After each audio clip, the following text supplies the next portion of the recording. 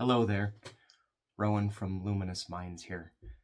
Today I'm talking about something deceptively simple, but incredibly powerful: naming our feelings.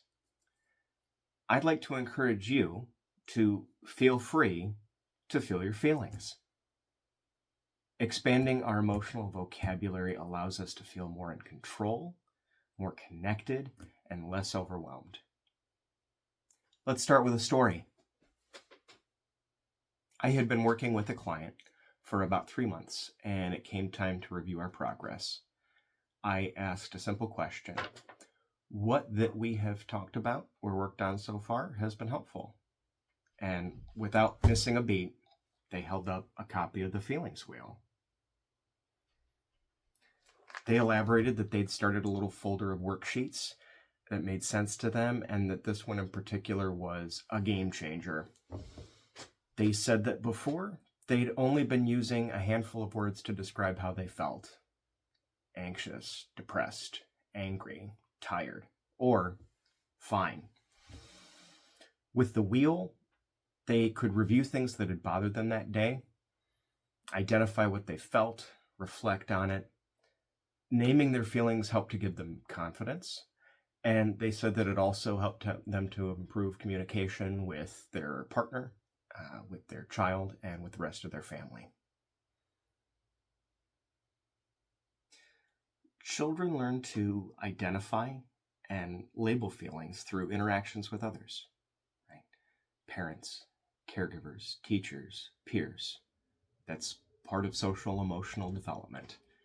We see children's books, toys, TV shows that help kids to identify the basics: happy, sad, mad, scared.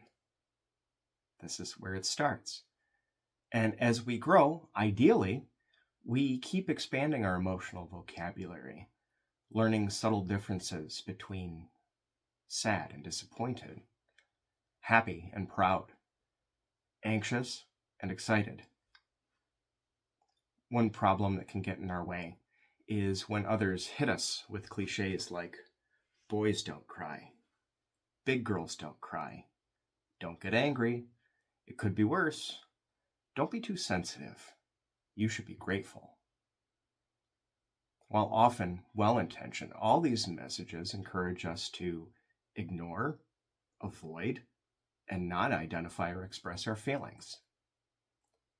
Another problem is, as adults, often we stop practicing, especially now, where so many of our interactions are over text or over social media.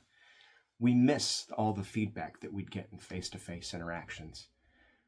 Without expressing and having someone reflect back our feelings, it's easy to flatten everything down into, I'm fine, I'm a little stressed, I'm kind of upset.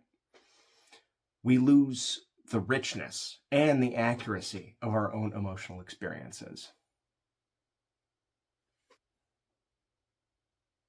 Neuroscience studies show that when we name our feelings, literally put words to them, parts of our brain responsible for reasoning and regulation help to calm the alarm centers that promote distress. Additionally, when we identify, I feel discouraged, instead of just, I'm upset, we're engaging more brain areas that bring perspective and a little bit of calm. For those who want to do a little more research and reading, feel free to look up affective labeling and emotional granularity.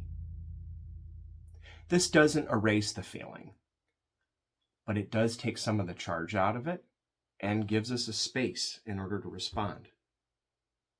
And when we share these words with someone that we trust, a partner, a friend, a relative, a doctor, or yes, even a therapist, we add another layer.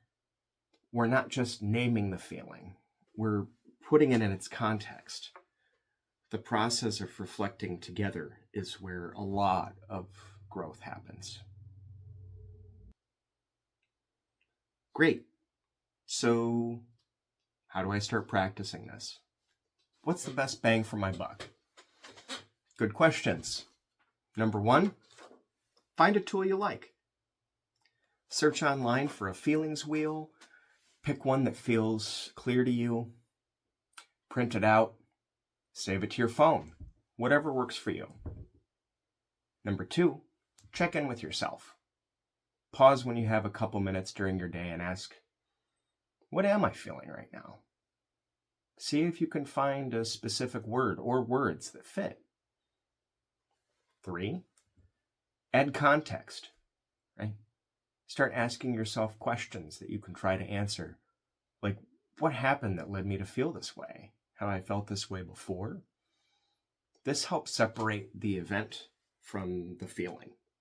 A reminder that our emotions are responses and not definitions of who we are. And number 4, for those of you who like a bonus round or extra credit, share it.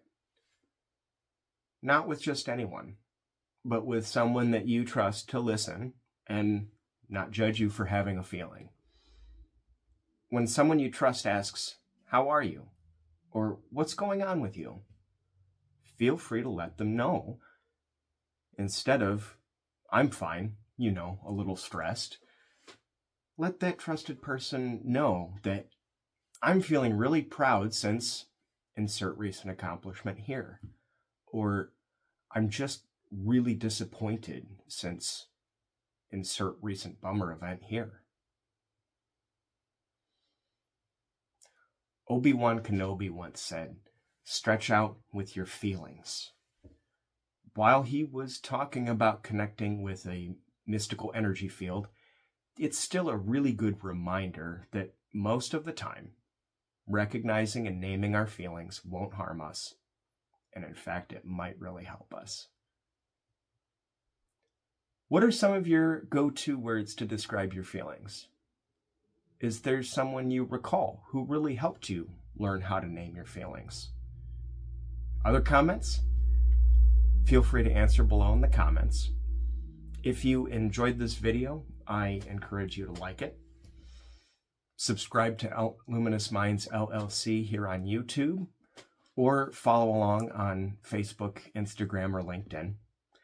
And if you're in Michigan or Indiana and you're thinking about therapy, you can learn more about my practice at luminousmindsllc.com.